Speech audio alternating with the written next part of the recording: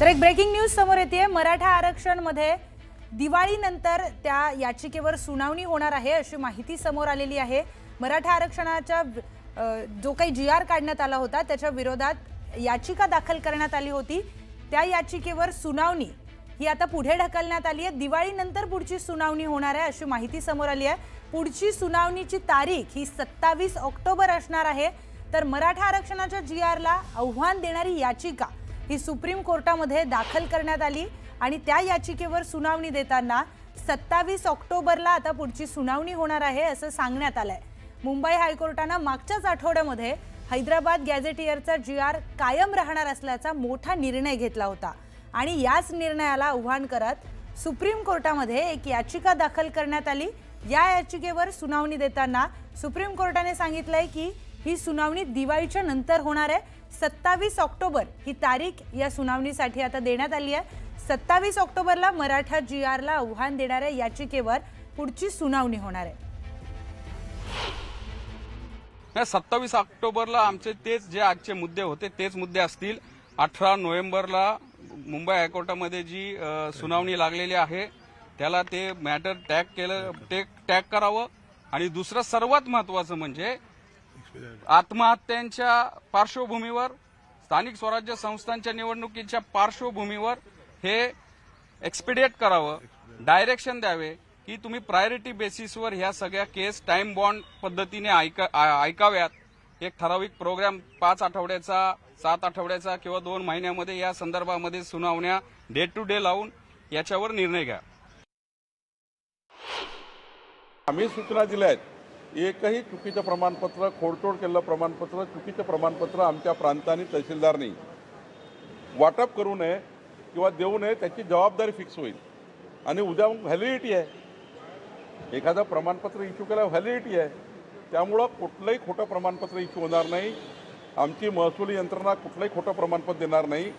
जे 2 सप्टेंबरच्या जीआरमध्ये बसतं तंतोतंत सर्टिफिकेट मिळेल, त्या जीआरचा कोणी गैरफायदा घेणार नाही याची काळजी सरकारने घेतली आहे।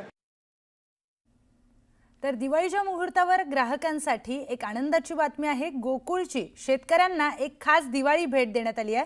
दूध खरेदी दरामध्ये 1 रुपयांची वाढ करण्यात आली आहे। शेतकऱ्यांसाठी खरं तर ही आनंदाची बातमी आहे, कारण गोकुळने दूध खरेदी दरामध्ये 1 रुपयाची वाढ केली आहे। त्यामुळे शेतकऱ्यांना आता प्रत्येक लिटर मागे 1 रुपया हा जास्त मिळणार आहे। त्यामुळे गोकुळची शेतकऱ्यांसाठी ही खास दिवाळी भेट म्हणता येईल। आत्ताची मोठी बातमी आपण बघतोय, दूध खरेदी दरामध्ये 1 रुपयांची वाढ करण्यात आली आहे। त्याचा फायदा हा शेतकऱ्यांना मिळणार आहे। पुढची बातमी पाहूयात। भाजपचे आमदार गोपीचंद पडळकर हे त्यांनी केलेल्या आणखी एका वक्तव्यानं वादाच्या भोवऱ्यात सापडलेत।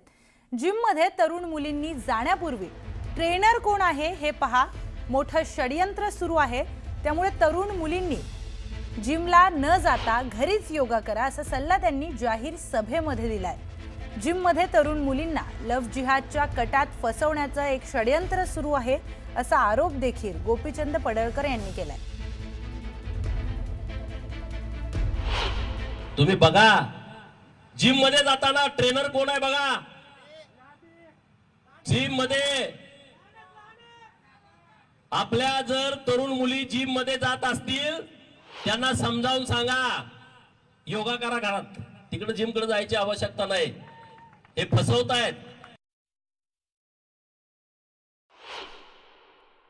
गोपीचंद पडळकर यांनी म्हटलेलं की हिंदू तरुणांनी जिम मध्ये जाऊ नये, जिम मधले कोच अनेकदा मुस्लिम असतात आणि त्यामुळे लव्ह जिहाद होतात। तर गोपीचंद पडळकरला एखादी घटना काही माहिती झाली असेल त्याच्या आधारावर ते बोलले असतील।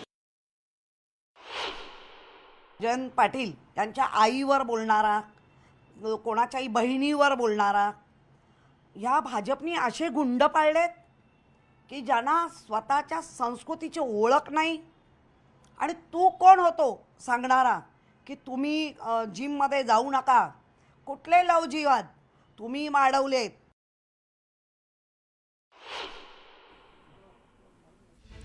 तर पडळकरांच्या या वक्तव्यावर महिला आणि तरुणींना काय वाटतं हे जाणून घेण्याचा आम्ही प्रयत्न केलाय।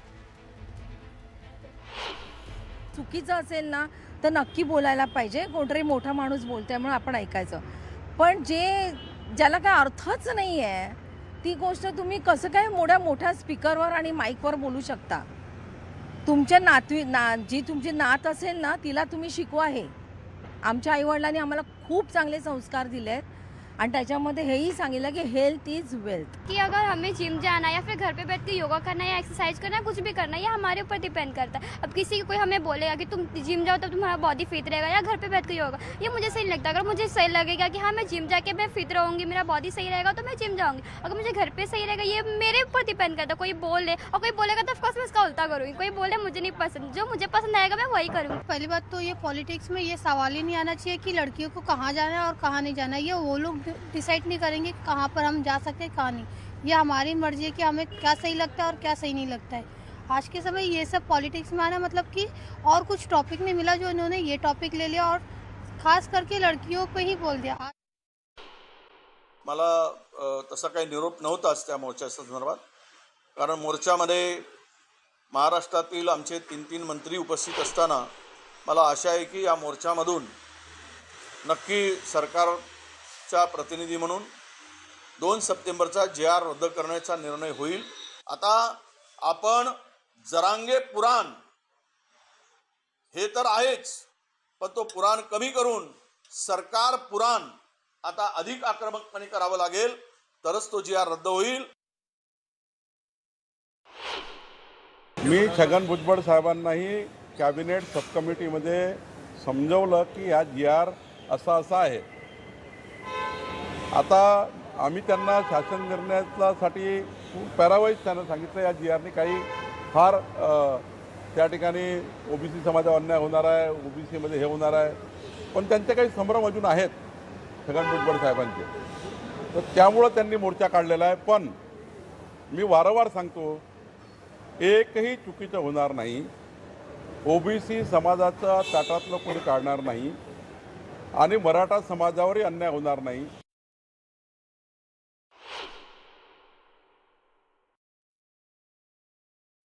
या JR अन्वये या महाराष्ट्रामधल्या मराठा समाजाला OBCच्या आरक्षणामध्ये OBCच्या झोपडीमध्ये कोंबण्याचा प्रयत्न झालाय.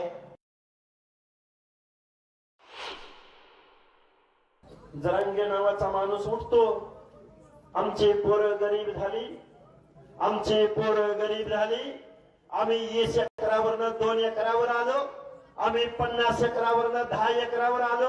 अरे तुझ्या नावावर 7-12 तर आहे, पण गाव गाड्यामधल्या भटक्या विमुक्त जाती जमातीच्या माणसांवरती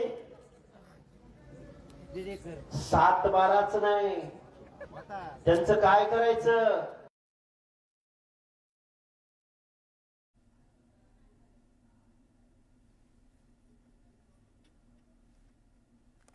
तर आम्ही कधीही ओबीसींच्या कुठल्याही मेळाव्याला विरोध केलेला नाही, परंतु मंत्री छगन भुजबळ केवळ मराठा समाजाला विरोध म्हणून या मेळाव्याला उपस्थित राहत आहेत. बीडमध्ये मराठा ओबीसी वाद वाढावा यासाठी ते मेळावा घेत आहेत. मंत्रिपदावर असताना ते असे कृत्य करत असल्याने आमचा विरोध आहे असं गंगाधर काळकुटे म्हणालेत. 1994 सालच्या JRची होळी काळकुटेंकडून करण्यात आली आणि विरोध करण्यात आलाय.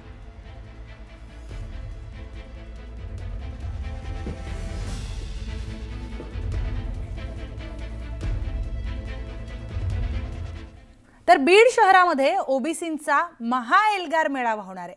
या मेळाव्याच्या पूर्वसंध्येला नवनाथ वाघमारेंनी प्रकाश सोळंकी आणि जरांगेंवर सडकून टीका केली आहे.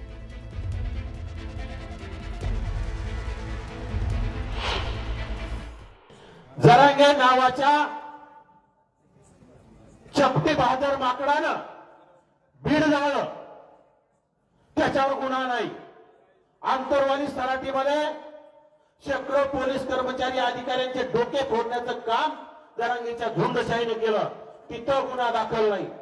आणि आपले कार्यकर्ते कोणी बोलले की लगेच त्यांच्यावर गुन्हा दाखल.